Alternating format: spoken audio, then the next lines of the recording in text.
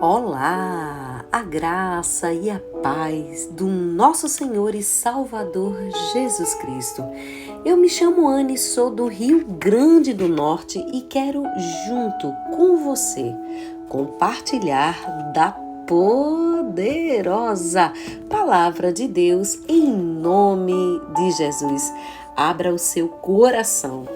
Estamos fazendo a leitura do livro Uma Vida com Propósitos. E hoje estamos chegando ao 17º dia dos 40 dias de propósito. Já falamos sobre muitas coisas e o tema de hoje é tão especial, um lugar ao qual pertencer.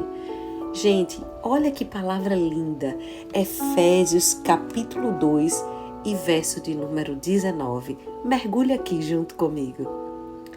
Agora vocês são membros da própria família de Deus e cidadãos do país de Deus e pertencem à casa de Deus como todos os outros cristãos. A família de Deus é a igreja de Deus vivo, coluna e fundamento da verdade. 1 Timóteo 3:15. Você é chamado para participar, não somente para crer. Mesmo no mais perfeito e imaculado ambiente do Éden, Deus disse: não é bom que o homem esteja só. Fomos criados para viver em comunidade, moldados para o companheirismo e formados para uma família. E nenhum de nós pode cumprir o propósito de Deus sozinho e sem ajuda. A Bíblia não apresenta nenhum santo solitário ou eremita espiritual que vivesse isolado dos outros crentes, privado de companhia. A Bíblia diz que fomos ajuntados, reunidos, juntamente edificados, juntamente tornados membros, juntamente feitos herdeiros, combinados, mantidos juntos e que seremos juntamente arrebatados. Você não está mais por conta própria. Embora seu relacionamento com Cristo seja pessoal, Deus nunca quis que você fosse particular. Na família de Deus, você está unido a todos os outros crentes e faremos parte uns dos outros por toda a eternidade. A Bíblia diz: em Cristo, nós que somos muitos, formamos um corpo e cada membro está ligado a todos os outros. Seguir a Cristo inclui integrar, não apenas acreditar. Somos membros de seu corpo, a igreja. C.S. Lewis observou que a palavra membro é de origem cristã, mas foi esvaziada de seu significado original. Lojas oferecem descontos a membros e os anunciantes usam os nomes desses membros para criar lista de mala direta. Nas igrejas, torna-se membro significa simplesmente adicionar um nome a uma lista, sem nenhum requisito ou expectativa. Para Paulo, ser membro da igreja significava ser um órgão vital de um corpo vivo, parte indispensável e interconectada a todos do corpo de Cristo. Precisamos restabelecer e praticar o significado bíblico dessa palavra. A igreja é um corpo, não é um edifício, um organismo, não é uma organização. Para que os órgãos de seu corpo cumpram o seu propósito, eles precisam estar conectados ao corpo.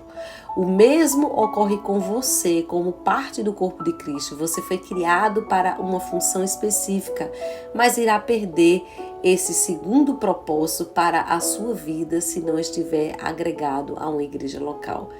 Você descobre o seu papel nesta vida pelo relacionamento com os outros. A Bíblia diz: cada parte tem o seu sentido no corpo como um todo e não ao contrário.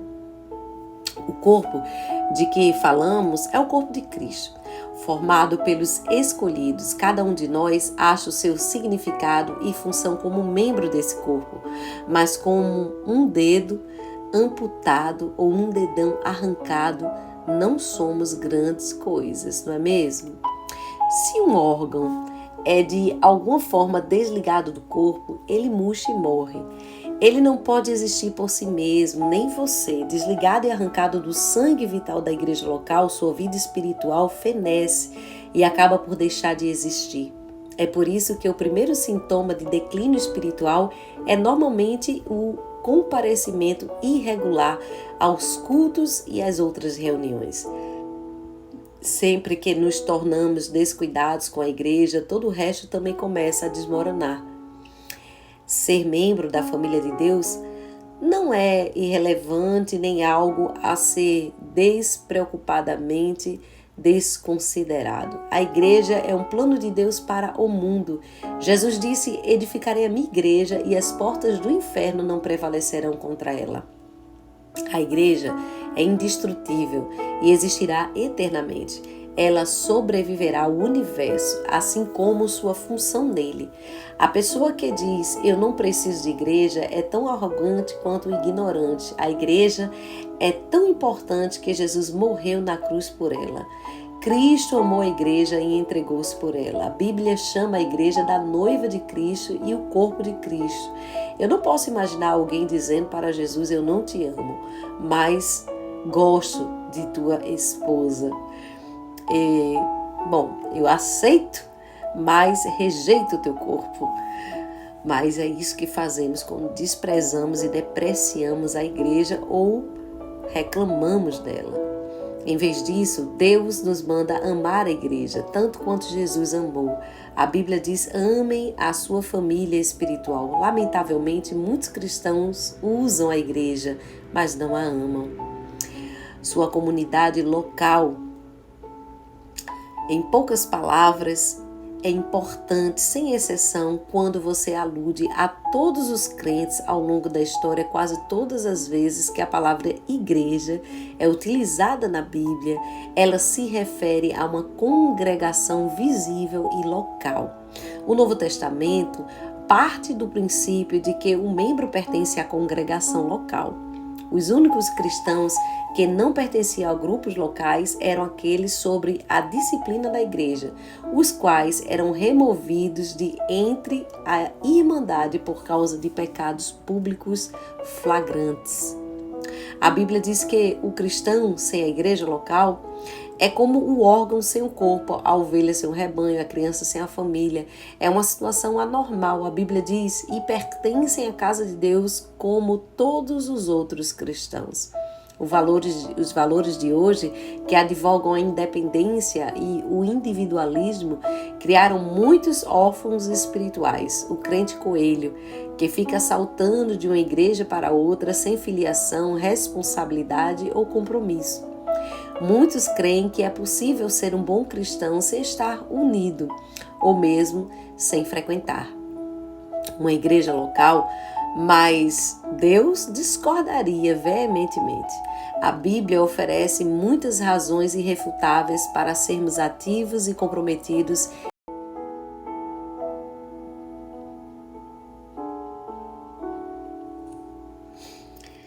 Por que você precisa da família eclesiástica? A família eclesiástica o identifica como crente autêntico. Eu não posso afirmar que sou um seguidor de Cristo se não sou comprometido com um grupo específico de discípulos. Jesus disse, o amor de vocês uns pelos outros irá provar ao mundo que vocês são meus discípulos.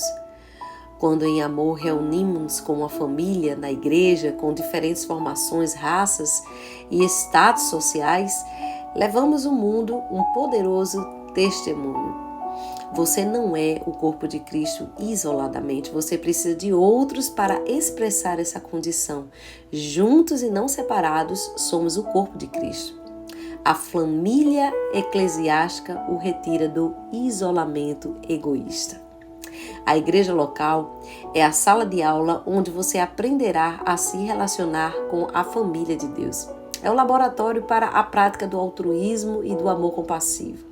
Como membro ativo, você aprende a se interessar pelos outros e a partilhar suas experiências. Se uma parte do corpo sofre, as demais partes sofrem com ela. Ou se uma parte é honrada, as demais partilham de sua honra. Somente pelo contato regular com os crentes comuns e imperfeitos podemos aprender o verdadeiro companheirismo e experimentar a verdade do Novo Testamento. Ser unidos e dependentes uns dos outros. O companheirismo bíblico depende de sermos tão comprometidos uns com os outros quando somos com Jesus Cristo.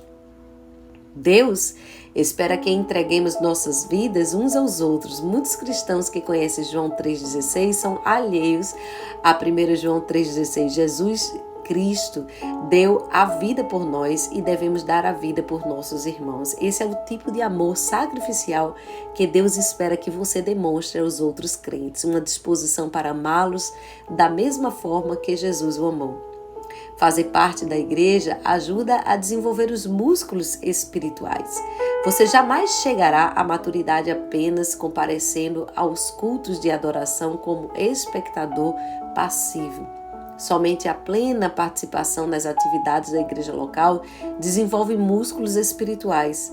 A Bíblia diz, à medida que cada parte realiza o seu trabalho, ela coopera para o crescimento das outras partes, para que todo o corpo esteja saudável, crescendo e cheio de amor.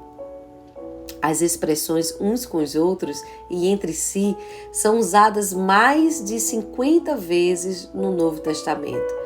Somos ordenados a amar uns aos outros, a orar uns pelos outros, a incentivar uns aos outros, a admoestar uns aos outros, a saudar uns aos outros, a servir uns aos outros, a ensinar uns aos outros, a aceitar uns aos outros, a honrar uns aos outros, a carregar os fardos uns dos outros, a perdoar uns aos outros, a nos submeter uns aos outros, a ser dedicado uns aos outros, além de muitas outras obrigações mútuas.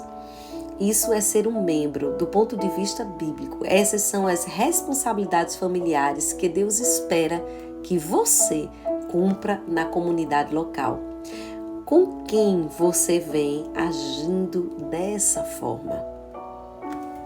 Pode parecer mais fácil ser santo quando não há mais ninguém por perto para frustrar suas preferências. Mas essa é uma santidade falsa. O isolamento produz a falácia. É fácil nos enganarmos pensando sermos maduros quando não há ninguém para nos contestar. A verdadeira maturidade se manifesta nos relacionamentos. Precisamos mais do que a Bíblia para crescer. Precisamos de outros crentes.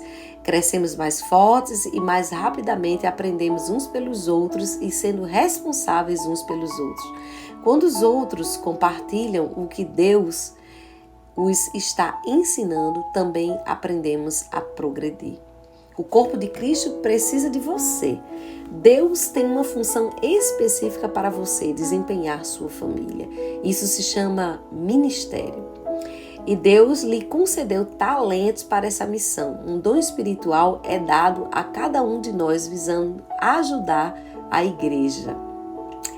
E aliás, toda a igreja. A comunidade local é um lugar que Deus planejou para que você descobrisse, desenvolvesse e utilizasse seus talentos. E quantas pessoas enterrando talentos, né? Você até pode ter um ministério mais amplo, mas adicionalmente ao seu serviço está no corpo local. Jesus não prometeu edificar seu ministério, prometeu edificar a igreja dele. Você participará da missão de Cristo no mundo. Enquanto Jesus andou sobre a terra, Deus trabalhou por meio do corpo físico de Cristo. Nos dias de hoje, Ele usa seu corpo espiritual. A igreja é um instrumento de Deus na terra. Não devemos apenas ser um exemplo do amor de Deus ao nos amarmos uns aos outros. Devemos transmiti-lo em conjunto para o resto do mundo. Esse é um privilégio incrível que foi concedido a todos nós.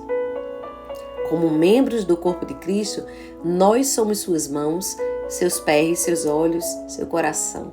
Ele trabalha no mundo por meio de nós e cada um de nós tem uma contribuição a dar.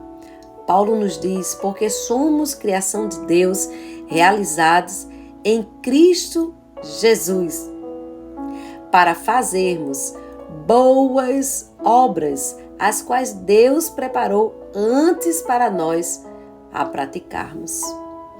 A família de Deus irá impedi-lo de decair. Nenhum de nós está imune à tentação. Nas circunstâncias apropriadas, você e eu somos capazes de qualquer pecado. Deus sabe disso, então nos atribuiu individualmente a responsabilidade de mantermos uns aos outros no caminho certo. A Bíblia diz: encorajem-se uns aos outros todos os dias, de modo que nenhum de vocês seja endurecido pelo engano do pecado. Não é da sua conta, é uma frase cristã. Somos chamados e ordenados a nos envolver na vida uns dos outros. Se você conhece pessoas que estão vacilando espiritualmente nesse exato momento, é a sua responsabilidade ir atrás delas e trazê-las de volta para a comunhão. Tiago nos diz: se vocês conhecem pessoas que se desviaram da verdade de Deus, não as desprezem, procure-as e tragam-nas de volta.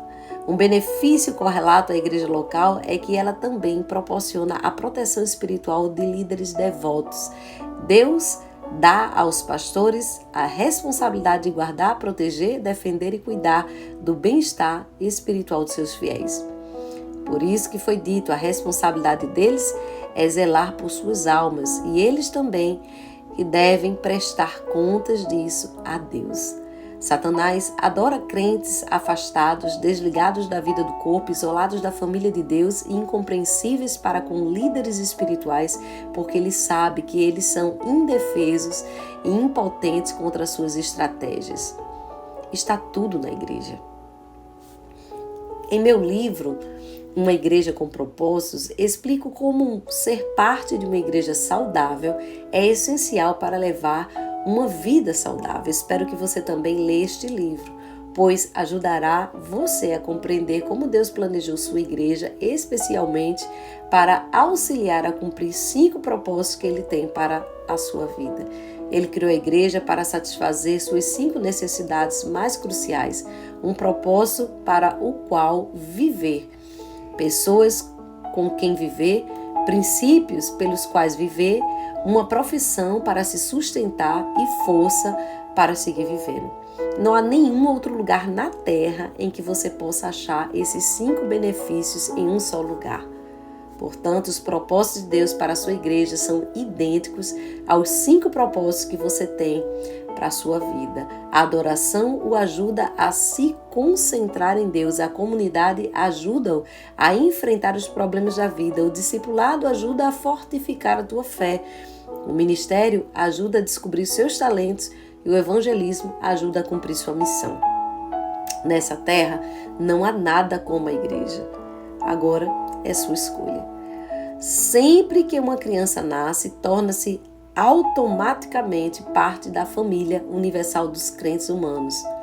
Mas essa criança também se torna membro de uma família específica onde será nutrida, cuidada e crescerá forte e saudável. O mesmo ocorre do ponto de vista espiritual quando você nasce de novo e torna-se automaticamente parte da família universal de Deus, mas também precisa se tornar membro de uma versão local da família de Deus. A diferença entre visitar a igreja e ser membro da igreja está no comprometimento. Visitantes são espectadores e ficam à parte, membros se envolvem no ministério. Visitantes consomem, membros contribuem. Visitantes querem os benefícios que a igreja traz, sem participar das responsabilidades. São como casais que querem viver juntos sem se casar. Porque é importante se juntar a uma igreja local. Porque isso prova que você está de fato comprometido com seus irmãos e irmãs espirituais, não somente de forma teórica. Deus quer que você ame pessoas reais e não pessoas ideais. Você pode passar a vida inteira buscando a igreja perfeita, porém jamais irá encontrá-la. Você foi chamado para amar pecadores imperfeitos, assim como Deus faz. Em Atos dos Apóstolos, os cristãos de Jerusalém eram bem específicos em seu compromisso uns para com os outros. Eles eram dedicados à comunidade. A Bíblia diz que eles se dedicavam ao ensino dos apóstolos, à comunhão, o partir do pão e às orações. Hoje, Deus espera que você se comprometa com as mesmas coisas. A vida cristã é mais do que apenas um compromisso com Cristo, ela inclui compromisso uns com os outros. Os cristãos da Macedônia compreenderam isso. Paulo disse: primeiro eles deram de si mesmo ao Senhor e depois, pela vontade de Deus, eles se deram a nós também.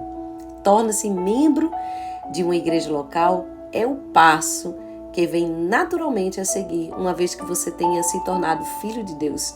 Você se torna cristão ao se comprometer com Cristo, mas se torna membro de uma igreja ao se comprometer com um grupo específico de crentes. A primeira decisão traz a salvação, a segunda traz a comunhão.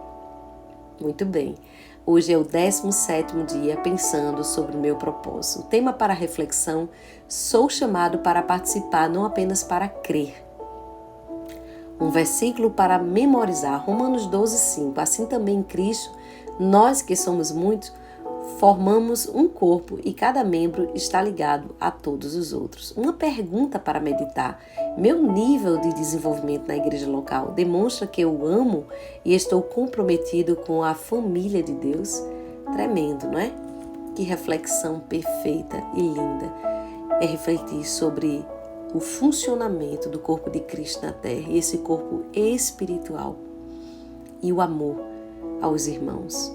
Que Deus os abençoe. Pai, em nome de Jesus, eu quero nesse momento, Pai, especificamente orar por pessoas que foram de alguma forma feridas em alguma igreja, ou que estão afastadas ou desviadas dos teus caminhos. Eu quero me colocar no lugar da pessoa que a ofendeu, pedindo perdão a essa pessoa e pedindo, Pai, que no nome do Senhor Jesus ela possa entender, ó Deus, que atitudes, desapontamentos, frustrações, decepções e talvez algumas coisas erradas, injustas que aconteceram com teu filho, com tua filha que esteja ouvindo esse áudio, de fato ainda podem acontecer, mas que o Senhor não queria que isso estivesse acontecendo.